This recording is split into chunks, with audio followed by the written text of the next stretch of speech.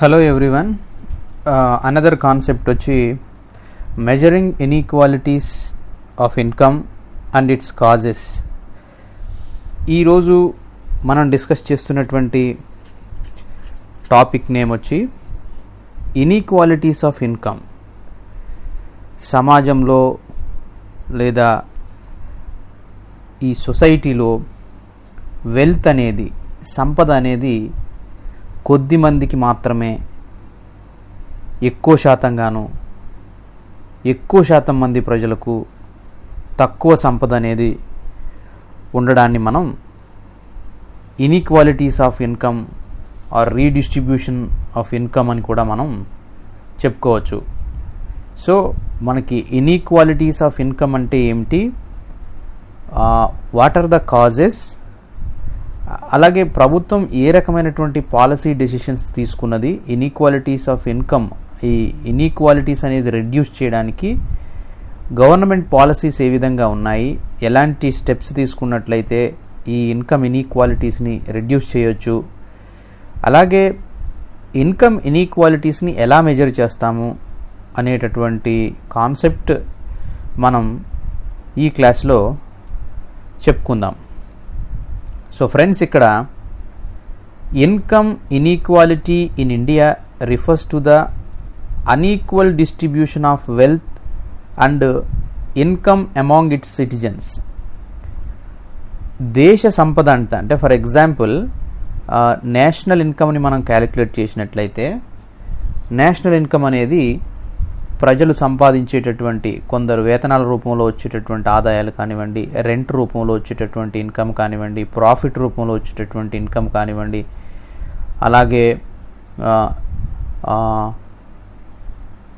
Interest రూపంలో వచ్చేటటువంటి income కానివ్వండి, వీటన్నింటినీ కూడా మనం ఏం చేస్తాము అంటే ప్రజలందరూ సంపాదించేటటువంటి ఆదాయాన్ని మనం నేషనల్ ఇన్కమ్గా, జాతీయ సంపదగా చెప్తాము. అలా వచ్చినటువంటి నేషనల్ ఇన్కము, అలా సంపాదించబడినటువంటి ఆదాయము తిరిగి ప్రజల మధ్య ఎలా రీడిస్ట్రిబ్యూట్ అవుతుంది, తిరిగి ప్రజలకు ఎంత మేరకు దేశ సంపద అంతా సమానంగా డిస్ట్రిబ్యూట్ అవుతుంది, ఈక్వల్గా డిస్ట్రిబ్యూట్ అవుతుందా లేదా, అంటే సమానమైనటువంటి పంపిణీ జరుగుతుందా లేదా. సమాన పంపిణీ జరగకపోయినట్లయితే ఆ వెల్త్ అనేది, దేశ సంపద ఏదైతే ఉందో అది ప్రజలందరికీ ఈక్వల్ డిస్ట్రిబ్యూషన్ కనుక జరగకపోతే దాన్నే మనం అన్ఈక్వల్ డిస్ట్రిబ్యూషన్ కనుక జరిగితే దాన్నే మనం inequalities of income or inequalities of wealth distribution అని చెప్పి మనం పిలుస్తాము. అంటే ప్రజల మధ్య దేశ సంపద అంతా కూడా ఒకే విధంగా, అంటే అందరికీ ఈక్వల్గా డిస్ట్రిబ్యూషన్ కనుక జరగకపోతే దాన్ని inequalities of income or inequalities of wealth distribution అని చెప్పి మనం పిలుస్తాం. అలాగే inequalities has been rising sharply for the last 3 decades. The richest have concerned a huge part of the wealth created through crony capitalism and inheritance. ఇక్కడ కొందరు చేతుల్లోనే ప్రస్తుతం ఉన్నటువంటి లాస్ట్ 3 decadesలో, గమనించినటువంటి 3 decadesలో మనం గమనించినట్లయితే కొన్ని కంట్రీస్లోనే రిచెస్ట్ మ్యాన్, వరల్డ్లో రిచెస్ట్ పర్సన్స్ అంతా కూడా ఒక కంట్రీకి సంబంధించినటువంటి జాబితా, అంటే రిచెస్ట్ పర్సన్స్ అందరూ కనిపిస్తారు. యాజ్ వెల్ యాజ్ ఆ కంట్రీలోనే poorest of the poor population are below poverty లైన్లో ఉన్నటువంటి పాపులేషన్ కూడా అదే కంట్రీలో మనకు ఎక్కువగా కనిపిస్తుంది. సో రిచ్ పర్సన్స్ ఒకవైపు కనిపిస్తున్నారు, as well as poor below poverty line, మనం ఏదైతే మనిషి జీవించడానికి కావాల్సినటువంటి నెసెసిటీస్ ఏవైతే ఉన్నాయో, ఉండడానికి ఇల్లు, వేసుకోవడానికి బట్టలు, తినడానికి తిండి లేనటువంటి బేసిక్ నీడ్స్ కూడా పొందలేనటువంటి ప్రజలని మనం పావర్టీలో, అబ్సల్యూట్ పావర్టీలో ఉన్నారు, వాళ్ళనే పావర్టీ లైన్కి బిలో ఉన్నారని చెప్పి మనం పిలుస్తాము. సో ఒకే కంట్రీలో వరల్డ్లో రిచెస్ట్ మ్యాన్ అనేటైన కనిపిస్తున్నాడు, as well as below poverty లైన్లో ఉన్నటువంటి పాపులేషన్ కూడా హ్యూజ్ కనిపిస్తుంది. సో ఇలాంటి సిచ్యువేషన్స్ని, ఇలాంటి ఒక పరిస్థితిని మనం ఇన్ఈక్వాలిటీస్, ఆదాయ సంపద, దేశ సంపద ఏదైతే ఉంటుందో అది అందరికీ సమానంగా డిస్ట్రిబ్యూట్ అవ్వట్లేదు, అందరికీ సమానంగా అందుబాటులో లేదు. ఫర్ ఎగ్జాంపుల్ ల్యాండ్నే తీసుకుందాం. చాలామంది మనకి లాస్ట్ అంటే చక్రవర్తుల కాలం నుంచి మనం హిస్టరీ నుంచి మనం స్టార్ట్ చేస్తే ల్యాండ్ లార్డ్స్ అనే వారి చేతుల్లో, అంటే సమాజంలో అతి కొద్ది మంది చేతుల్లో ఎక్కువ శాతం ల్యాండ్ అనేది ఉంటుంది. మెజారిటీ ఆఫ్ ద ఫార్మర్స్ అనేవారు ల్యాండ్లెస్గా ఉంటారు. దే ఆర్ ద కల్టివేటర్స్ మళ్ళీ. సో కాబట్టి ఈ వేరియేషన్ వల్ల ఏమవుతుంది అంటే ఇన్ఈక్వాలిటీస్ ఆఫ్ ఇన్కమ్ అనేది క్రియేట్ చేస్తుంది. ఆదాయ సంపదలో పంపిణీ అనేది సరిగా జరగట్లేదు. సంపద అందరికీ సమానంగా లేదు. కొందరు రిచ్ పర్సన్స్ ఉంటున్నారు. అలాగనే మెజారిటీ జనాభా పూరెస్ట్ ఆఫ్ ది పూర్గా ఉండడాన్ని మనం ఈ టెక్నాలజీ అనేది అందుబాటులోకి రావడంతో, టెక్నాలజీ వల్ల కూడా ఈ క్రోనీ క్యాపిటలిజం ద్వారా కూడా హయ్యెస్ట్ అసెట్స్ ఉన్నటువంటి వ్యక్తులు ఒకవైపు, లోయెస్ట్ అసలు బిలో పావర్టీ లైన్ కింద ఉన్నటువంటి వ్యక్తులు మరొక వైపు ఉండడాన్ని మనం గమనించవచ్చు. సో ఇక్కడ చూడండి, ఈ ఇమేజ్లో ఒకరి చేతిలో సంపద అనేది ఎక్కువగా ఉండింది. ఆ తర్వాత మరి కొంతమంది చేతిలో ఎక్కువ సంపద అనేది ఉండింది. మెజారిటీ జనాభా చేతిలో చాలా తక్కువ సంపద.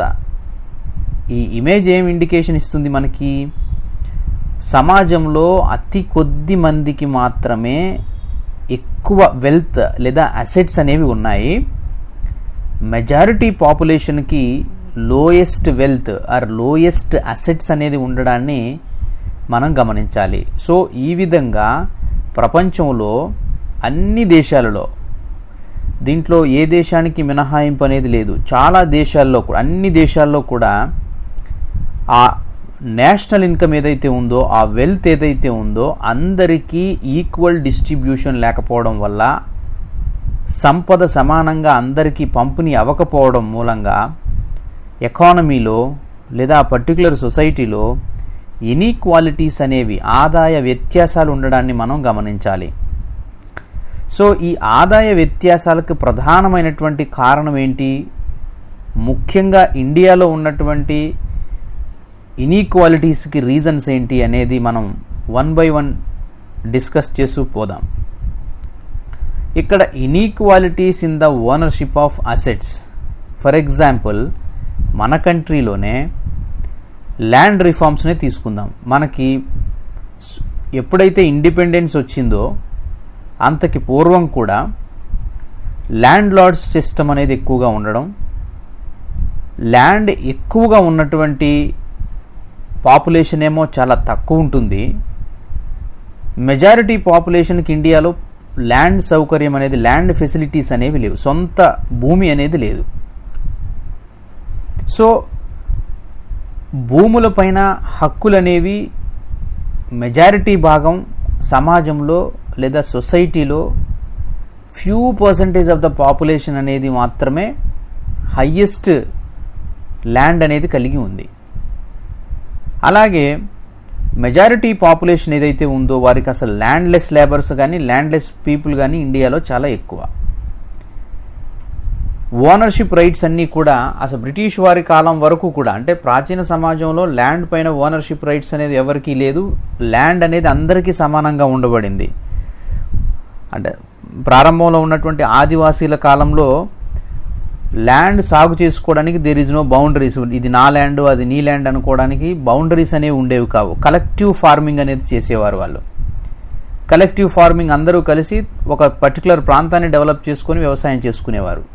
సో బ్రిటిషర్స్ ఎంటర్ అయిన తర్వాత ల్యాండ్ అనేది చాలా వాల్యుబుల్ అసెట్ కింద తీసుకొని, ల్యాండ్ అనేది వాళ్ళు రెవెన్యూ జనరేట్ చేసుకోవడంలో, ఇండియా నుంచి రెవెన్యూ జనరేట్ చేసుకోవడంలో, ట్యాక్స్ ఇంపోజ్ చేయడంలో భాగంగా ల్యాండ్ పైన కూడా హయ్యెస్ట్ ట్యాక్స్ అనేది విధించడం జరిగింది. సో ల్యాండ్ రెవెన్యూ సిస్టమ్ అనేది వచ్చింది. ఆ తర్వాత ల్యాండ్ పైన ఓనర్షిప్ రైట్స్ ఇవ్వడం అనేది స్టార్ట్ అయింది. సో ఈ ఓనర్షిప్ రైట్స్ బ్రిటిష్ వారి జమానా నుంచి మొదలు పెడితే నేటి వరకు కూడా ఎన్నో ల్యాండ్ రిఫార్మ్స్ ఇండియాలో వచ్చినప్పటికీ కూడా ల్యాండ్ పైన ఒక సీలింగ్ పెట్టారు. ఇంత పరిమాణంలో మాత్రమే ల్యాండ్ అనేది ఒక కుటుంబం కానీ లేదా ఒక పర్సన్ కానీ కలిగి ఉండాలనేటటువంటి ల్యాండ్ యాక్ట్లు ఎన్ని వచ్చినప్పటికీ కూడా ఓనర్షిప్ రైట్స్ ఏవైతే ఉన్నాయో, ల్యాండ్ ఓనర్షిప్ రైట్స్ అనేవి సమాజంలో కొద్ది మందికే ఉండి, మెజారిటీ భూభాగం కొద్ది మంది చేతుల్లో ఉండి చాలా తక్కువ భూభాగం మాత్రం కొద్దిమంది చేతుల్లో ఉండడం వల్ల సమాజంలో రిచ్ మరియు పూర్ అనేటటువంటి గ్యాప్ మరింత పెరగడానికి అవకాశాన్ని పెంచింది. లాస్ ఆఫ్ ఇన్హెరిటెన్స్, అలాగే cost of professional training, inflation, unemployment. So ఇవి వన్ బై వన్ మనం డిస్కస్ చేస్తే ఇన్ఫ్లేషన్ అనేది రావడం వల్ల ఎవరైతే ధనవంతులు ఉంటారో వారు మరింత వస్తువులను కొనుగోలు చేయడానికి, వారు మరిన్ని రకాలుగా వారి యొక్క సంపద పెరగడానికి. ఫర్ ఎగ్జాంపుల్ ఇన్ఫ్లేషన్ వచ్చినప్పుడు ఇన్ఫ్లేషన్ అనేది సొసైటీలో లేదా ఎకానమీలో అందరిపైన కామన్ ఎఫెక్ట్ అనేది ఉండదు. ఇన్ఫ్లేషన్ పెరిగినప్పుడు ఎకానమీలో కొందరిపైన పాజిటివ్ ఇంపాక్ట్ ఉంటుంది, కొందరిపైన నెగిటివ్ ఇంపాక్ట్ ఉంటుంది. ఫర్ ఎగ్జాంపుల్ శాలరీ ఎంప్లాయీస్ ఉన్నారు, సో వారిపైన నెగిటివ్ ఇంపాక్ట్ అనేది ఉంటుంది. శాలరీ ఎకానమీలో ప్రైస్ లెవెల్ పెరిగినట్టుగా, ఇన్ఫ్లేషన్ అంటే కంటిన్యూస్ ప్రైస్ లెవెల్ కనుక పెరిగినట్లయితే దాన్ని ఇన్ఫ్లేషన్ అంటాం.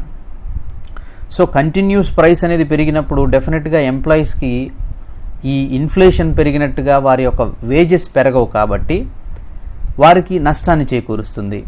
అలాగే డైలీ వేజ్ లేబర్ ఉంటారు, వారిపైన కూడా నెగిటివ్ ఇంపాక్ట్ అనేది చూపిస్తుంది.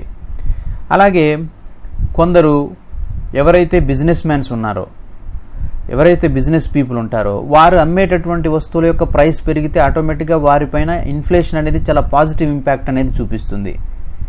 సో ఇన్ఫ్లేషన్ అనేది ఎకానమీలో అందరిపైన కామన్ ఎఫెక్ట్, అందరికీ నష్టాన్ని చేకూర్చదు, అందరికీ లాభాన్ని చేకూర్చదు. కాబట్టి ఈ ఇన్ఫ్లేషన్ వల్ల కూడా ఎకానమీలో కొందరు లాభపడుతున్నారు, కొందరు నష్టపోతున్నారు. కాబట్టి ఇలాంటి ఒక పరిస్థితి వల్ల, ఇలాంటి ఒక సిచ్యువేషన్ వల్ల those who are gained, inflation వల్ల ఎవరైతే లాభపడుతున్నారో వారు రిచెస్ట్ పర్సన్గా అవతరిస్తున్నారు. ఎవరైతే ఇన్ఫ్లేషన్ వల్ల లాస్ అవుతున్నారో, సో వారు ఇన్ఫ్లేషన్ వల్ల నష్టపోవడం వల్ల కూడా వారు పూరెస్ట్ ఆఫ్ ద పూర్గా మిగలడానికి అవకాశం ఉంటుంది. సో ఈ ఇన్ఫ్లేషన్ అనేది ఏం చేస్తుందంటే ఎకానమీలో లేదా సొసైటీలో సెక్షన్స్ ఆఫ్ ప్రజల మధ్య గ్యాప్ను క్రియేట్ చేస్తుంది. Some of the persons are rich, some of the persons are poor అనేటటువంటి ఒక సిచ్యువేషన్ని మనకి ఇన్ఫ్లేషన్ అనేది కలగజేస్తుంది. అలాగే అన్ఎంప్లాయ్మెంట్ సిచ్యువేషన్స్ ఉన్నాయి. అన్ఎంప్లాయ్మెంట్ ఉన్నది అంటేనే ఆటోమేటిక్గా ఒక ఎకానమీలో అన్ఎంప్లాయ్మెంట్ రేట్ని బట్టి ఆ ఎకానమీలో ఉన్నటువంటి ఇన్ఈక్వాలిటీస్ని మనం అసెస్ చేయవచ్చు. ఫర్ ఎగ్జాంపుల్ అన్ఎంప్లాయ్మెంట్ రేట్ అనేది ఒక పర్టికులర్ ఎకానమీలో హయ్యెస్ట్ అన్ఎంప్లాయ్మెంట్ రేట్ ఉండిందనుకోండి, అన్ఎంప్లాయ్ మీన్ అతనికి ఆదాయం లేదు కాబట్టి అతను ఏం పని చేయడానికి ఆయన అసలు అన్ఎంప్లాయ్ని మనం ఎవరిని పిలుస్తాము అంటే ఎవరైతే వర్క్ చేయడానికి రెడీగా ఉండి కూడా వర్క్ దొరకనటువంటి పరిస్థితుల్లో ఉన్నటువంటి వారిని, పని చేయడానికి సిద్ధంగా ఉన్నాడు అందుబాటులో ఉన్నటువంటి వేతనాల వద్ద, బట్ అతనికి వర్క్ అనేది అవైలబుల్ లేదు. సో అటువంటి వ్యక్తుల్ని మనం అన్ఎంప్లాయీస్ అని పిలుస్తాము. సో అన్ఎంప్లాయ్మెంట్ అనేది దానివల్ల అతనికి ఇన్కమ్ అనేది రాదు. సో దానివల్ల అతను పూరెస్ట్ ఆఫ్ ది పూర్ మ్యాన్గా మిగిలిపోతాడు. ఎవరైతే ఎంప్లాయ్మెంట్ ఆపర్చునిటీ కలిగి ఉంటారో వారికి ఆదాయం అనేది ఎక్కువగా వస్తుంది, వారు మరింత సంపాదించుకోవడానికి అవకాశం వస్తుంది. కాబట్టి ఈ అన్ఎంప్లాయ్మెంట్ సిచ్యువేషన్ అనేది వ్యక్తుల మధ్య ఎకానమీలో ఒక గ్యాప్ను క్రియేట్ చేస్తుంది. దాన్నే మనం ఏమంటామంటే ఇన్కమ్ ఇన్ఈక్వాలిటీస్. కొందరికి ఆదాయాలు ఎక్కువగా ఉంటాయి, మరి కొందరికి ఆదాయాలు చాలా తక్కువగా ఉంటాయి. కొందరికి ఏముంటాయి, ఇన్కమ్ అనేది చాలా ఎక్కువగా ఉంటుంది, కొందరు వేజ్ రేట్ చాలా హైయెస్ట్ ఉంటుంది, కొందరికి వేతనాలు చాలా తక్కువ పరిమాణంలోనే ఉంటాయి. సో కాబట్టి ఎకానమీలో కూడా ఆల్ ఆర్ ఈక్వల్ అనడానికి పాసిబిలిటీస్ లేవు. కొందరి యొక్క వర్కింగ్ కెపాసిటీ ఎక్కువగా ఉంటుంది, కొందరు మేధాశక్తి ఎక్కువ ఉంటుంది, కాబట్టి కొందరి శాలరీస్ అనేవి కానీ కొంత వేజ్ పరిమాణం కానీ కొంత ఎక్కువగా ఉంటుంది. వారి కెపాసిటీని బట్టి పొందేటటువంటి ఉద్యోగాల్లో కూడా వేతనాల్లో డిఫరెన్స్ అనేటటువంటిది ఉంటుంది. కాబట్టి ఎకానమీలో ఇన్ఈక్వాలిటీస్ అనేవి ఏర్పడడానికి పాసిబిలిటీస్ ఉన్నాయి. సో తక్కువ వేతనం వచ్చేటటువంటి వ్యక్తి ఎక్కువ వేతనం వచ్చేటటువంటి వ్యక్తిని పోల్చినప్పుడు ఇన్ఈక్వాలిటీస్ అనేవి చాలా స్పష్టంగా తెలుస్తాయి మనకి. అలాగే కాస్ట్ ఆఫ్ ప్రొఫెషనల్ ట్రైనింగ్ అనేది పొందడానికి కూడా ఎక్కువ ఖర్చు పెట్టుకోవాల్సినటువంటి పరిస్థితి అనేది ఉండింది. అలాగే లాస్ ఇన్హెరిటెన్స్ అనేది ఉండడము, దీనివల్ల కూడా మనకి ఇన్ఈక్వాలిటీస్ ఆఫ్ ఇన్కమ్ అనేది రావడానికి, లేదా వెల్త్ డిస్ట్రిబ్యూషన్ అనేది సమానంగా లేకపోవడం అనేటటువంటి కారణాలను మనం తెలుసుకోవచ్చు. అలాగే causes of inequalities of income, అసలు ప్రధానమైనటువంటి కారణం, మేజర్ రీజన్ ఏదైనా ఉందంటే ట్యాక్స్ ఇవాషన్ అంటారు, పన్ను ఎగవేత. కొందరు వ్యక్తులు ఏం చేస్తారంటే ఎక్కువ పరిమాణంలో సంపాదించి ఆ వచ్చినటువంటి ఆదాయాన్ని ట్యాక్స్ పరిధిలో చూపించకుండా పన్ను ఎగవేయడానికి అవకాశాన్ని పన్ను ఎగవేత చేసినప్పుడు ఎకానమీలో అకార్డింగ్ టు క్యాలిక్యులేషన్ ప్రకారం ఉన్నటువంటి అమౌంట్ కంటే బ్లాక్ కరెన్సీ లేదా బ్లాక్ మనీ అనేది పెరగడానికి అవకాశం ఉంటుంది. సో పన్ను ఎగవేత వేయడం వల్ల అతను ఇంకా ఎక్కువ సంపదను పోగు చేసుకోగలుగుతాడు. సో ఒక పర్సన్ పర్ఫెక్ట్గా ట్యాక్స్ పే చేసినప్పుడు, ఫర్ ఎగ్జాంపుల్ ఒక పర్సన్ ₹1,00,000 ఇన్కమ్ వచ్చే పర్సన్ ఉన్నాడు అనుకుందాం. ఒక మంత్లో నెలకి ₹1,00,000 ఆదాయం వచ్చేటటువంటి వ్యక్తి, అలాగే ఫర్ మంత్ 50,000 ఇన్కమ్ వచ్చేటటువంటి వ్యక్తి ఇద్దరు ఉన్నారనుకుందాం. మరీ వేరియేషన్ అవసరం లేకుండా కొంత 50% వేరియేషన్స్తో చెప్తున్నాను. 1 lakh ఇన్కమ్ వచ్చేటటువంటి వ్యక్తి కట్టాల్సినటువంటి ట్యాక్స్ మనం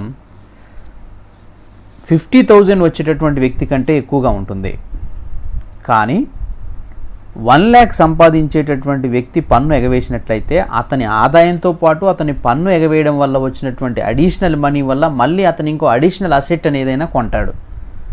సో కాబట్టి అతను ధనవంతుడు, మరింత ధనవంతుడుగా పన్ను ఎగవేయడం వల్ల అతనికి వచ్చినటువంటి ఆదాయం ఏదైతే ఉంటుందో దాని ద్వారా మరొక అసెట్ని కొంటాడు. ఆ అసెట్ ద్వారా మరింత ఆదాయం అనేది వస్తుంది. ఈ విధంగా ఇన్కమ్ మరొక ఇన్కమ్ని, అసెట్ అనేది మరొక అసెట్ని క్రియేట్ చేస్తుంది, బ్లాక్ అసెట్స్ని క్రియేట్ చేస్తుంది. ఇవి అకార్డింగ్ టు వైట్ క్యాలిక్యులేషన్స్లో ఇవన్నీ ఉండవు. కాబట్టి పన్ను ఎగవేత వల్ల బ్లాక్ అసెట్స్ ఏదైతే ప్రభుత్వ లెక్కల్లో చూపనటువంటి సంపదలు క్రియేట్ చేయబడతాయి. దానివల్ల ఎకానమీలో, సమాజంలో ఆర్థిక అసమానతలు, ఇన్కమ్ ఇన్ఈక్వాలిటీస్ అనే ఆదాయ వ్యత్యాసాలు అనేవి ఏర్పడడానికి అవకాశం ఉంటుంది. ఇక తర్వాత corruption and smuggling goods. Corruption and smuggling గూడ్స్ను మనం ఒకసారి పరిశీలిస్తే, ఎవరైతే కరప్షన్ చేస్తారో లేదా స్మగ్లింగ్ గూడ్స్ చేసేటటువంటి వ్యక్తులకు వారికి వచ్చేటటువంటి రెగ్యులర్ ఇన్కమ్ కంటే ఎక్కువ ఇన్కమ్ను వీరు సంపాదించగలుగుతారు. స్మగ్లింగ్ గూడ్స్ చేసినప్పుడు వచ్చేటటువంటి ఆదాయాన్ని కానీ, కరప్షన్ ద్వారా చేసినటువంటి ఆదాయాన్ని కానీ, వచ్చినటువంటి రెవెన్యూని కానీ వీరు అఫీషియల్గా ప్రభుత్వ రికార్డులో ఎక్కడా కూడా తనకు వచ్చేటటువంటి ఇన్కమ్ సోర్స్కు సంబంధించిన విషయాల్లో ఎక్కడా స్పష్టంగా చెప్పరు.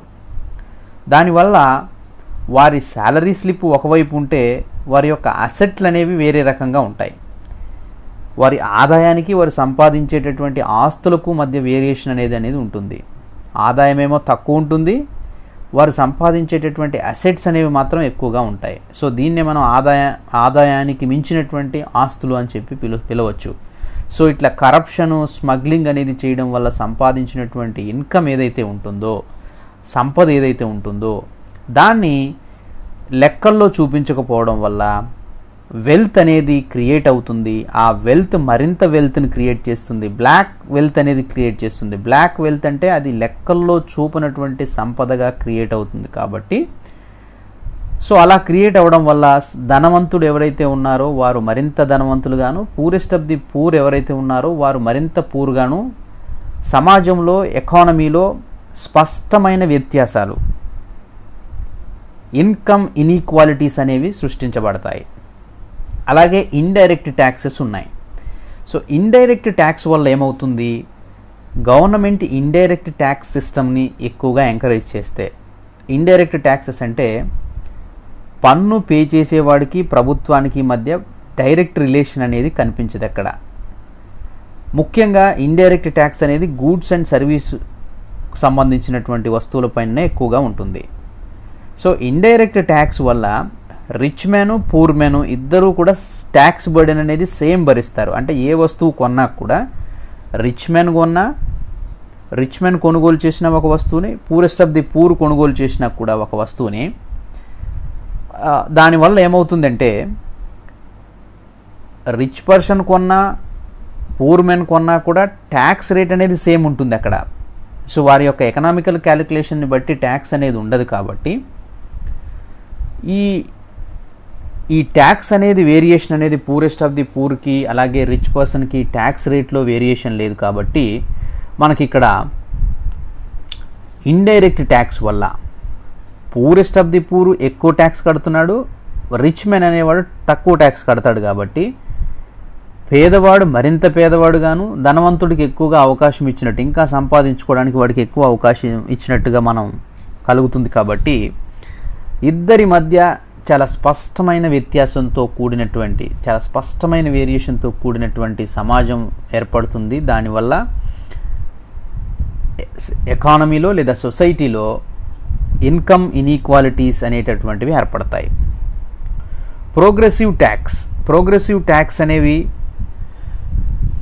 ఆదాయం పెరుగుతున్న కొద్దీ ట్యాక్స్ రేటు విధిస్తే దాన్ని ప్రోగ్రెసివ్ ట్యాక్స్ అని అంటాము. సో ప్రోగ్రెసివ్ ట్యాక్స్ వల్ల కొంత ఇన్కమ్ ఇన్ఈక్వాలిటీస్ అనేవి యాక్చువల్గా తగ్గుతాయి. ఇక్కడ ఇన్కమ్ కాజెస్ అనే ప్రోగ్రెసివ్ ట్యాక్స్ వల్ల ఇన్కమ్ ఇన్ఈక్వాలిటీస్ అనేవి రెడ్యూస్ చేయబడతాయి. ఫర్ ఎగ్జాంపుల్ ట్యాక్స్ రేట్ పెరిగితే ట్యాక్స్ పెరిగినప్పుడు ఇన్కమ్ ఆదాయం పెరిగే కొద్దీ ట్యాక్స్ రేట్ కూడా పెరుగుతుంది, ఆదాయం తగ్గితే ట్యాక్స్ రేట్ తగ్గుతుంది. సో ఇలాంటి ఒక సిస్టమ్ ఉన్నదాన్ని మనం ప్రోగ్రెసివ్ ట్యాక్స్ అంటాం. సో ఇన్కమ్ పెరిగినప్పుడు ట్యాక్స్ కూడా ఇన్కమ్ పెరిగిన వాడి మీదనే పడుతుంది. కాబట్టి జనరల్గా ఈ ప్రోగ్రెసివ్ ట్యాక్స్లు అనేవి ఇన్కమ్ ఇన్ఈక్వాలిటీస్ని రెడ్యూస్ చేస్తాయి. బట్ ఇండైరెక్ట్ ట్యాక్స్లు మాత్రం ఇన్కమ్ ఇన్ఈక్వాలిటీస్ని పెంపొందింపజేస్తాయి. సో ఇన్కమ్ ఇన్ఈక్వాలిటీస్ పెంచడానికి ఉపయోగపడేటటువంటి ట్యాక్స్లేమో మనం ఇండైరెక్ట్ ట్యాక్స్ అంటాము. ప్రోగ్రెసివ్ ట్యాక్స్లు మాత్రం ఏదైతే ఇన్కమ్ పెరిగే కొద్దీ ట్యాక్స్ రేట్ పెరుగుతుంది, ఎవరైతే సంపదను పోగేస్తుంటారో వారిపైననే ట్యాక్స్ పెరుగుతుంది. కాబట్టి ఇన్కమ్ ఇన్ఈక్వాలిటీస్ని సొసైటీలో రెడ్యూస్ చేయడానికి ప్రోగ్రెసివ్ ట్యాక్స్ అనేవి యూజ్ అవుతాయి. ఇండైరెక్ట్ ట్యాక్స్ మాత్రం ఇన్ఈక్వాలిటీస్ని పెంచడానికి ఉపయోగపడతాయి. ఒక వస్తువు ఉండింది, అది పేదవాడికైనా ఒకే రేట్లో ఉంటుంది ట్యాక్సు, ధనవంతుడికైనా ఒకే రేట్లో ఉంటుంది ట్యాక్సు. కాబట్టి పేదవాడు ఎక్కువగా నష్టపోతాడు, తన దగ్గర ఉన్న తక్కువ అమౌంట్, తన దగ్గర ఉన్నటువంటి కొద్దిపాటి అమౌంట్తో ఆ ట్యాక్స్ని భరిస్తూ వస్తువుని కొంటాడు. రిచ్ మ్యాన్ ఏమో తన దగ్గర ఉన్న ఎక్కువ శాతం ఉన్నటువంటి డబ్బుతో తక్కువ ట్యాక్స్ ఉన్నటువంటి వస్తువునే కొనుగోలు చేస్తున్నాడు. సో కాబట్టి ఇండైరెక్ట్ ట్యాక్సెస్ అనేవి ఇన్కమ్ ఇన్ఈక్వాలిటీస్ని బాగా పెంపొందింపజేస్తాయి అని చెప్పి మనం చెప్పుకోవచ్చు. ఆ తర్వాత ఇన్కమ్ ఇన్ఈక్వాలిటీస్లో మనం డిస్కస్ చేయాల్సినటువంటి మరికొన్ని విషయాలు ఏంటి అంటే, ఇన్కమ్ ఇన్ఈక్వాలిటీస్ ఏర్పడుతున్నప్పుడు సమాజంలో వాటిని రెడ్యూస్ చేయాలంటే ప్రభుత్వం పాలసీ పరమైనటువంటి డెసిషన్స్ ఏవి తీసుకోవాలి, గవర్నమెంట్ పాలసీ ఎలా ఉండాలి, ఆదాయ అసమానతలను నిర్మూలించడానికి ప్రభుత్వం ఏ రకమైనటువంటి చర్యలను చేపట్టాలి అనేది ఒకసారి పరిశీలిస్తే, మొదట ల్యాండ్ రిఫార్మ్స్ అని పెట్టాం. So land reforms have been introduced to remove inequalities to the ownership of land. ఇది ప్రధానమైనటువంటి సమస్య అని మనం ముందు నుంచే చెప్పుకుంటున్నాం. ఎకానమీలో ల్యాండ్ పైన ఓనర్షిప్ రైట్స్ అనేవి ఎకానమీలో ఉన్నటువంటి కొద్దిపాటి జనాభాకి ఎక్కువ ల్యాండ్ అనేది వారి చేతిలో ఉండడము, లో పర్సెంట్ ఉన్నటువంటి పాపులేషన్కి ఏమో హయ్యెస్ట్ ల్యాండ్ ఉండింది, ఎక్కువ మెజారిటీ పాపులేషన్కి ఏమో చాలా లో పర్సంటేజ్లో ల్యాండ్ అనేది ఉండడం జరిగింది. సో దీన్ని దృష్టిలో పెట్టుకునే మనకి ఇండిపెండెన్స్ వచ్చిన తర్వాత ఎన్నో రకాలైనటువంటి ల్యాండ్ రిఫార్మ్స్ని తీసుకురావడం, దున్నేవాడికి భూమి అనేటటువంటి కొన్ని నినాదాలు కూడా రావడం. సో ల్యాండ్ పైన ఓనర్షిప్ కనుక మనం వ్యక్తులకు ఇచ్చినట్లయితే ల్యాండ్ అనేది ఒక అసెట్ గాను, ఒక సెల్ఫ్ కాన్ఫిడెన్స్ గాను ఫీల్ అయ్యేటటువంటి సొసైటీ. కాబట్టి ఆస్తులు అనేది మనం ల్యాండ్ పైన ఓనర్షిప్ రైట్ కనుక అందరికీ సమానంగా కాకపోయినా మెజారిటీగా అందరికీ ఈక్వల్గా ల్యాండ్ పైన ఓనర్షిప్ రైట్స్ అనేవి వచ్చినట్లయితే మనం ఇన్ఈక్వాలిటీస్ని రెడ్యూస్ చేయడానికి అవకాశం ఉంటుంది. ఎకానమీలో ఆదాయ అసమానతలు రెడ్యూస్ చేయాలి అంటే కొద్ది మంది చేతిలో ఉన్నటువంటి ఎక్కువ ల్యాండ్ను డివైడ్ చేసి దాన్ని విభజించి ఎక్కువ మంది పాపులేషన్ ఎవరైతే ఉన్నారో వారందరికీ కూడా దాన్ని డిస్ట్రిబ్యూట్ చేసినట్లయితే మనం ఎకానమీలో లేదా సొసైటీలో ఇన్ఈక్వాలిటీస్ ఆఫ్ ఇన్కమ్ అనేటటువంటి వాటిని రెడ్యూస్ చేయొచ్చు. అలాగే ఇక్కడ land in excess of the ceiling limit has been distributed among the tenants farmers and among the small and marginal holders. ఇక్కడ land in excess of the ceiling limit, ఇప్పుడు మనకి land reforms వచ్చిన తర్వాత చాలా వరకు ల్యాండ్ పైన land ceiling యాక్ట్ని తీసుకొచ్చాం. ఒక ఫ్యామిలీకి సంవత్సరానికి 2 క్రాప్స్ వచ్చేటటువంటి ల్యాండ్ అయితే ఇంత పరిమాణంలో కలిగి ఉండాలి, ఒక పంట మాత్రమే పండే ల్యాండ్స్ అయితే ఇన్ని ఎకరాల పరిమాణంలో కలిగి ఉండాలి అనేటటువంటి ఒక సీలింగ్, ఒక లిమిట్ అనేది పెట్టాం. ల్యాండ్ అందరికీ ఇష్టం వచ్చినట్టు ఉండడానికి లేదు, ఒక లిమిట్ అనేటటువంటిది ఉంది. సో ఇలాంటి ల్యాండ్ రిఫార్మ్స్ వల్ల ఏమవుతుందంటే ఎవరైతే టెనెంట్ ఫార్మర్స్ ఉంటారో, కౌలు రైతులు ఎవరైతే ఉంటారో, భూమిపైన ఆధారపడి జీవిస్తూనే వారు ఒక టెనెంట్ ఫార్మర్స్గా కొనసాగుతూ ఉంటారు వారికి, అలాగే స్మాల్ అండ్ మార్జినల్ హోల్డర్స్ ఎవరైతే ఉన్నారో, చిన్న రైతులు, ఉపాంత రైతులు అంటాం, అంటే ఎకరా కంటే తక్కువ ఉన్నవారు లేదా బిలో 5 acres లేదా బిలో 2 acres ఉన్నటువంటి వారందరికీ కూడా అసలు ల్యాండ్ లెస్ లేబర్ ఎవరైతే ఉన్నారో వీళ్ళందరి మధ్య కూడా ల్యాండ్ సీలింగ్ లిమిట్ అనేది పెట్టి ల్యాండ్ అందరికీ కూడా డిస్ట్రిబ్యూట్ చేసినట్లయితే, కౌలు రైతులకు కానీ, స్మాల్ ఫార్మర్స్ కానివ్వండి, మార్జినల్ ఫార్మర్స్ కానివ్వండి, సో వీరందరికీ కూడా డిస్ట్రిబ్యూషన్ కనుక జరిగినట్లయితే ఇన్ఈక్వాలిటీస్ని మనం రెడ్యూస్ చేయడానికి అవకాశం అనేది ఉంటుంది. అలాగే ఎక్స్పాన్షన్ ఆఫ్ పబ్లిక్ సెక్టర్, ఇక్కడ many commercial banks were nationalised in 1966 to 68. However, since 1991 there has been reversal of the government policy.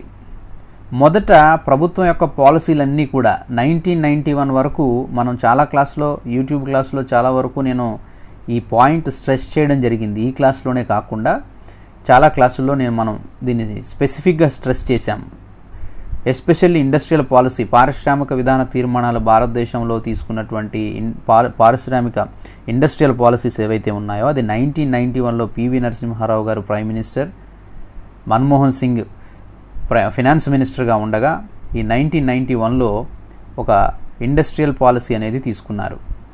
So దీంట్లో ఏం చేశారు అంటే ఎక్కువగా లైసెన్స్డ్ సెక్టార్స్కి ఎక్కువ ప్రాముఖ్యతనిచ్చారు. అంటే పబ్లిక్ అండర్టేకింగ్లో ఉన్నటువంటి పబ్లిక్ యూనిట్స్ ఏవైతే ఉన్నాయో, పబ్లిక్ సెక్టార్ యూనిట్స్కి ఎక్కువగా ప్రైవేట్ వ్యక్తుల భాగస్వామ్యం ఇవ్వడానికి ప్రాముఖ్యతనిచ్చారు. దాన్నే మనం ఎల్పిజి అని డిస్కస్ చేశాం. లిబరలైజేషన్, ప్రైవేటైజేషన్, గ్లోబలైజేషన్, ప్రపంచీకరణ, సరళీకరణ, ప్రైవేటీకరణ అనేటటువంటి ఎల్పిజి ఫార్ములాని 1991 నుంచి ఇండియన్ ఎకానమీలో ఇంట్రడ్యూస్ చేయడం జరిగింది. సో దీని ద్వారా ఏమైంది అంటే 1991 వరకు ప్రాముఖ్యత ఉన్నటువంటి పబ్లిక్ సెక్టార్కి ప్రియారిటీస్ తగ్గాయి. పబ్లిక్ సెక్టార్కి ఎక్కువగా స్ట్రెంగ్తెన్ చేసినట్లయితే, మనం పబ్లిక్ సెక్టర్ ప్రభుత్వ రంగ సంస్థలను కనుక ఎక్కువగా ప్రోత్సహించినట్లయితే ఇన్ఈక్వాలిటీస్ ఆఫ్ ఇన్కమ్ని రెడ్యూస్ చేయడానికి అవకాశం ఉంటుంది.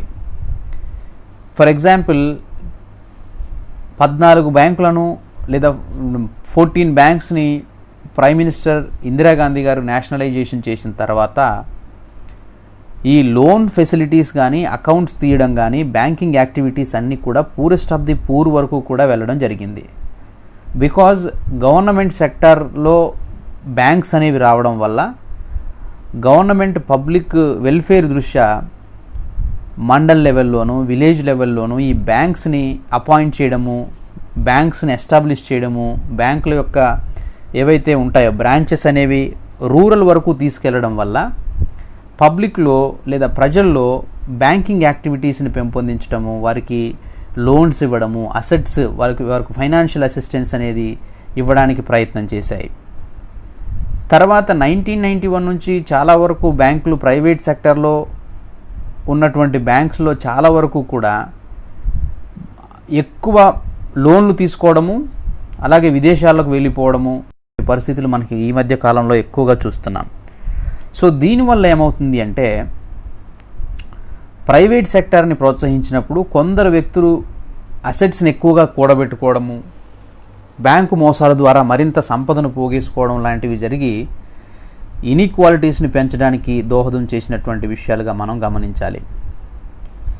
అలాగే ఎకానమీలో గనక సో మనం ఇక్కడ డిస్కస్ చేసిన పాయింట్ ఏంటి అంటే గవర్నమెంట్ పాలసీ ఎలా ఉండాలి అంటే పబ్లిక్ సెక్టార్ని ఎక్కువగా ప్రోత్సహించాలి, ప్రైవేట్ సెక్టార్కి ప్రియారిటీస్ తక్కువగా ఉండాలి.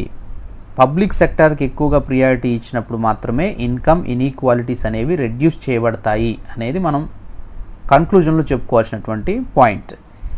సో ఆ తర్వాత government policy reduce inequalities of income, ఆదాయ అసమానతలను తగ్గించాలి అంటే ప్రధానంగా ఎంకరేజింగ్ స్మాల్ స్కేల్ ఇండస్ట్రీస్, చిన్న తరహా పరిశ్రమలను ఎక్కువగా ప్రోత్సహించాలి. చిన్న తరహా పరిశ్రమలను ఎక్కువగా ప్రోత్సహించినప్పుడు ఏమవుతుంది అంటే ఈ స్మాల్ స్కేల్ ఇండస్ట్రీస్ అనేవి మనం ఎస్టాబ్లిష్ చేసేది ఎలా ఉంటుంది అంటే ఈ ఇండస్ట్రీస్ అనేవి గ్రామాల్లో ఉన్నటువంటి రా మెటీరియల్ని బేస్ చేసుకొని ఆయా గ్రామాల్లో ఎస్టాబ్లిష్ అవుతాయి. ఈ స్మాల్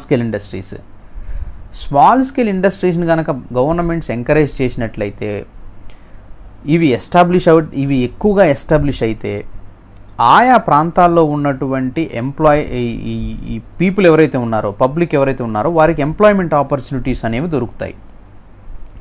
సో ఎక్కువ స్మాల్ స్కేల్ ఇండస్ట్రీస్ ఉన్నట్లయితే ఎక్కువ ఎంప్లాయ్మెంట్ ఆపర్చునిటీస్ దొరికి ఎకానమీలో లేదా సొసైటీలో ఇన్ఈక్వాలిటీస్ ఆఫ్ ఇన్కమ్ అనేది మనం రెడ్యూస్ చేయడానికి కొంత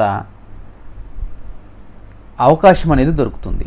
so the government is providing support to develop small scale industry. ప్రభుత్వం దాన్ని సపోర్ట్ చేయాలి. అలాగే అవి డెవలప్మెంట్ కోసం కూడా ప్రభుత్వం ఎక్కువగా కృషి చేసినట్లయితే ఇక్కడ ఇన్ఈక్వాలిటీస్ ఆఫ్ ఇన్కమ్ని రెడ్యూస్ చేయడానికి అవకాశం ఉంటుంది. సో ఆదాయ అసమానతలు తగ్గాలి ఎకానమీలో అంటే చిన్న తరహా పరిశ్రమలను ప్రోత్సహించడం అనేది ఒక చక్కటి పరిష్కారంగా మనం చెప్పుకోవచ్చు. అలాగే పావర్టీ ఎలివేషన్ ప్రోగ్రామ్స్, మనం చాలా ప్రోగ్రామ్స్ ప్రీవియస్ క్లాస్లో చెప్పుకున్నాము. ఇందులో సపరేట్ వీడియో కూడా ఉండింది మన యూట్యూబ్ ఛానల్లో పావర్టీ ఎలివేషన్కి సంబంధించినటువంటి స్కీమ్స్. సో ఇక్కడ మనం బ్రీఫ్గా చెప్పుకోవాల్సిన విషయం ఏంటంటే దేశంలో ఉన్నటువంటి బిలో పావర్టీ లైన్లో ఉన్నటువంటి వారికి వెల్ఫేర్ స్కీమ్స్ ఎక్కువగా తీసుకురావాలి. Particularly those which provide gainful employment to the economical weaker sections of the society. ఈ ఎకానమీలో ఉన్నటువంటి వీకర్ సెక్షన్స్ ఎవరైతే ఉన్నారో, ముఖ్యంగా కనీసమైన ఎంప్లాయ్మెంట్ సోర్స్ లేనటువంటి వారికి ఫుడ్ గ్రెయిన్ సప్లైతో పాటు సెల్ఫ్ ఎంప్లాయ్మెంట్ క్రియేట్ చేసేవి, ఎక్కువ ఆదాయాన్ని సంపాదించుకునేటటువంటివి ఎంప్లాయ్మెంట్ ఆపర్చునిటీస్ అనేవి, ప్రోగ్రామ్స్ అనేవి ప్రభుత్వం అవకాశాలు కల్పించినట్లయితే ఇన్ఈక్వాలిటీస్ని రెడ్యూస్ చేయడానికి అవకాశం అనేది ఉంటుంది. ఇక monopolies and restrictive trade practice act, ఇక్కడ ఇది 1991 ఇండస్ట్రియల్ పాలసీలో వచ్చినటువంటి భాగంగా వచ్చిందాన్నే మనం ఎంఆర్టీపీ అని చెప్పి పిలుస్తాం. Monopoly restrictive trade practice. So ఏకస్వామ్యాలను నియంత్రణ చేసేటటువంటి ఒక చట్టం. సో దీని ప్రకారం ఏంటి అంటే monopolies and restrictive trade practice act 1969 was passed to put a check on concentration of economic power. ఈ మోనోపోలీ అంటే ఏకస్వామ్యంతో గుత్తాధిపత్యంతో ఉన్నటువంటి పరిశ్రమలు ఏవైతే ఉన్నాయో, ఇండస్ట్రీస్ ఏవైతే ఉన్నాయో, వాటి వల్ల ఏమవుతుంది అంటే ఎకనామిక్ పవర్ అంతా ఒక చోట కాన్సన్ట్రేట్ అవుతుంది. ఇది ఎకానమీకి మంచిది కాదు. కాన్సన్ట్రేషన్ పవర్ ఉన్నటువంటి ఎకనామిక్ సిస్టమ్ వల్ల ఎకనామిక్ పవర్స్ ఎక్కువగా ఒకే చోట కేంద్రీకృతం అయితే, ఒకే చోట ఉన్నట్లయితే, ఇప్పుడు మనం చూసినట్లయితే రూరల్ అర్బన్ ఏరియాస్ బాగా డెవలప్ అవుతాయి. అర్బన్ ఏరియాలో ఉన్నటువంటి వారికి వేజ్ రేట్ ఎక్కువగా ఉంటుంది. అర్బన్ ఏరియాలో ఉన్నవాడి యొక్క లివింగ్ స్టాండర్డ్ వేరే ఉంటుంది. అర్బన్ ఏరియాలో ఉన్నవాడికి ఫెసిలిటీస్ అనేవి కూడా చాలా ఎక్కువ ఉంటాయి కంపారిటివ్ రూరల్. సో కాబట్టి ఇలా ఒక గ్యాప్ అనేది ఏర్పడుతుంది. ఎకనామిక్ పవర్ అనేది ఎక్కువగా కొన్ని పెద్ద పెద్ద నగరాల్లో మనం ఎక్కువగా ఇండస్ట్రీస్ని ఎస్టాబ్లిష్ చేసినప్పుడు ఆ ప్రాంతంలో అంతా కూడా ఎకనామిక్ పవర్ కేంద్రీకృతం అవుతుంది, అక్కడ కాన్సన్ట్రేట్ అవుతుంది. దానివల్ల డెవలప్మెంట్ అక్కడే ఉండి చుట్టుపక్కల ఉన్నటువంటి మిగతా ఏరియా అంతా కూడా ఒక దేశంలో కానివ్వండి, ఒక రాష్ట్రంలో కానివ్వండి, ఒక డిస్ట్రిక్ట్లో కానివ్వండి, మనం అర్బన్కి రూరల్కి కంపారిజన్ చేసినా కూడా ఇది మనకి చాలా స్పష్టంగా గమనించవచ్చు. గుత్తాధిపత్యంతో ఉన్నటువంటి సంస్థలన్నింటినీ పెట్టడానికి అవకాశం లేకుండా ఉండాలి. ఈ మోనోపోలీస్ ఏవైతే ఉన్నాయో వాటిని రిస్ట్రిక్ట్ చేయాలి అనేటటువంటిది 1991 ఇండస్ట్రియల్ రివల్యూషన్లో ఇండస్ట్రియల్ పాలసీలో తీసుకున్నటువంటి భాగంగా మనం గమనించవచ్చు. సో అలాగే ప్రైసింగ్ పాలసీ, ముఖ్యంగా ఇన్ఫ్లేషన్ అనేది బాగా ఇన్కమ్ ఇన్ఈక్వాలిటీస్ని క్రియేట్ చేస్తుంది అని మనం డిస్కస్ చేశాము. So government should provide the basic amenities to low price to the weaker sections of the society. ఎకానమీలో ఎవరైతే poorest of the poor, below poverty line, weaker sections అని మనం పిలుస్తున్నామో వారికి ప్రభుత్వం సపోర్టివ్గా మినిమం సపోర్టివ్ ప్రైస్గా పీడిఎస్ సిస్టమ్ ద్వారా, పబ్లిక్ డిస్ట్రిబ్యూషన్ సిస్టమ్ ద్వారా వారికి రీజనబుల్ కాస్ట్కి, రీజనబుల్ రేటుకి, అంటే వారి యొక్క ఎకనామిక్ పవర్కి అనుకూలంగా, వారి ఎకనామిక్ స్టేటస్కి అనుగుణంగా మనం ప్రైసింగ్ పాలసీ అనేది గవర్నమెంట్ డిసైడ్ చేసినట్లయితే మనం ఎకానమీలో లేదా సొసైటీలో ఇన్ఈక్వాలిటీస్ ఆఫ్ ఇన్కమ్ అనేది రిమూవ్ చేయవచ్చు. అలాగే measures to control regional imbalance, మనకి చాలా వరకు ఐడియా ఉంది.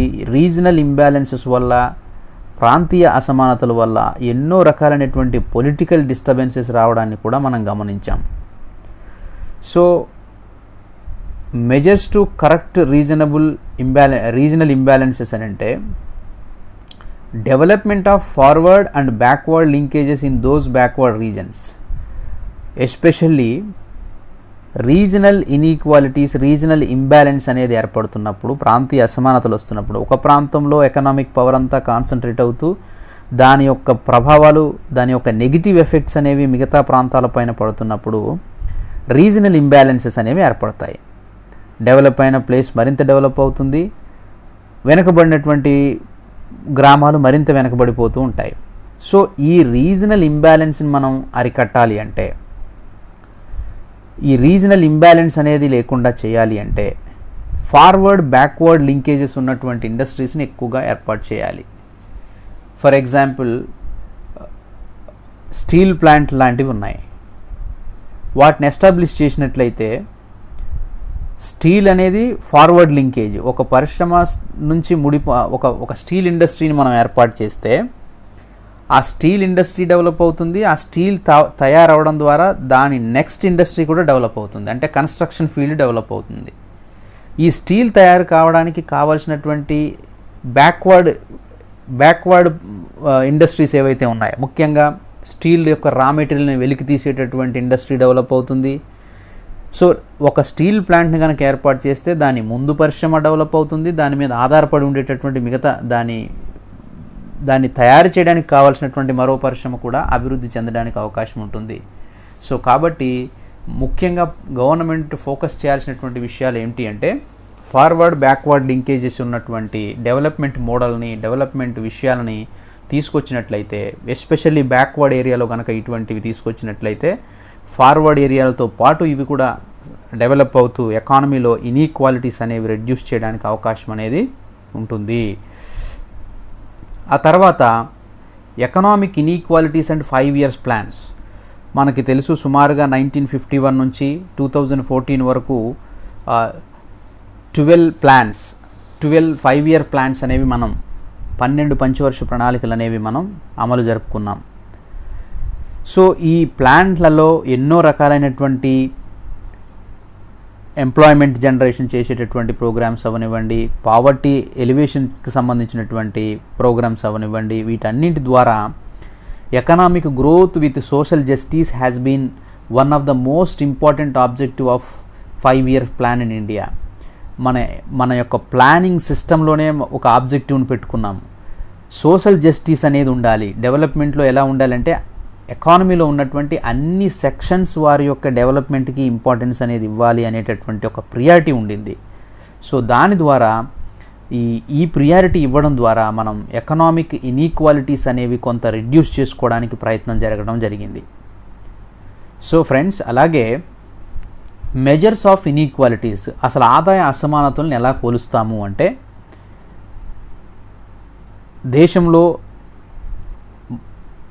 లేదా ఎకానమీలో, ఒక సొసైటీలో ఇన్ఈక్వాలిటీస్ ఎలా ఉన్నాయి అనేది ఎలా చెప్తాము అంటే, మనకి ఎకానమీలో ఎకనామిక్స్లో లారెంజ్ కర్వ్ అనేది చాలా ఇంపార్టెంట్ అయినటువంటి concept. In economics, the Lorenz curve is an graphical representation of the distribution of income are wealth. It was developed by Max O. Lorentz in 1905 for representing inequality of the wealth distribution. So inequalities, wealth, సంపద అనేది అసమానత ఎలా జరిగింది అనే దాన్ని max ఓ Lorenz గారు 1905లో ఒక graphical రిప్రజెంటేషన్లో, అంటే ఒక డయాగ్రామ్ రూపంలో ఆదాయ అసమానతలు లేదా ఇన్ఈక్వాలిటీస్ ఆఫ్ వెల్త్ డిస్ట్రిబ్యూషన్ అనేది, సంపద అందరికీ సమానంగా పంపిణీ అవ్వట్లేదు అనే దానికి సంబంధించినటువంటి ఒక కాన్సెప్ట్ చెప్పడం జరిగింది. సో దాన్ని లారెంజ్ చెప్పడం వల్ల దీన్ని మనం లారెంజ్ కర్వ్ అని చెప్పి పిలవడం జరుగుతుంది. సో అలాగే ఇది లారెంజ్ కర్వ్ అండి. ఇక్కడ ఎక్స్ యాక్సిస్, వై యాక్సిస్లో చూసుకున్నట్టయితే మనం ఎక్స్ యాక్సిస్లో cumulative share of population from lowest to highest అని తీసుకున్నాము. ఈ వై యాక్సిస్లో తీసుకున్నట్టయితే cumulative share of income earned గ్రూప్ని తీసుకున్నాము. సో ఈ డయాగ్రామ్లో 100% అనేటటువంటి సింబల్ ఏదైతే ఉందో అక్కడి నుంచి ఎక్స్ యాక్సిస్ టు వై యాక్సిస్కు కలిపినటువంటి స్ట్రైట్ లైన్ ఏదైతే ఉందో దాన్ని లైన్ ఆఫ్ ఈక్వాలిటీ అంటాము. It's 45 degrees line. సో దీని ద్వారా ఏం చెప్తుందంటే, లైన్ ఆఫ్ ఈక్వాలిటీ అనేది అందరికీ సమానంగా ఇన్ఈక్వాలిటీ సంపద అనేది పంపిణీ జరిగింది అని చెప్తుంది. సో మధ్యలో ఉన్నటువంటి ఈ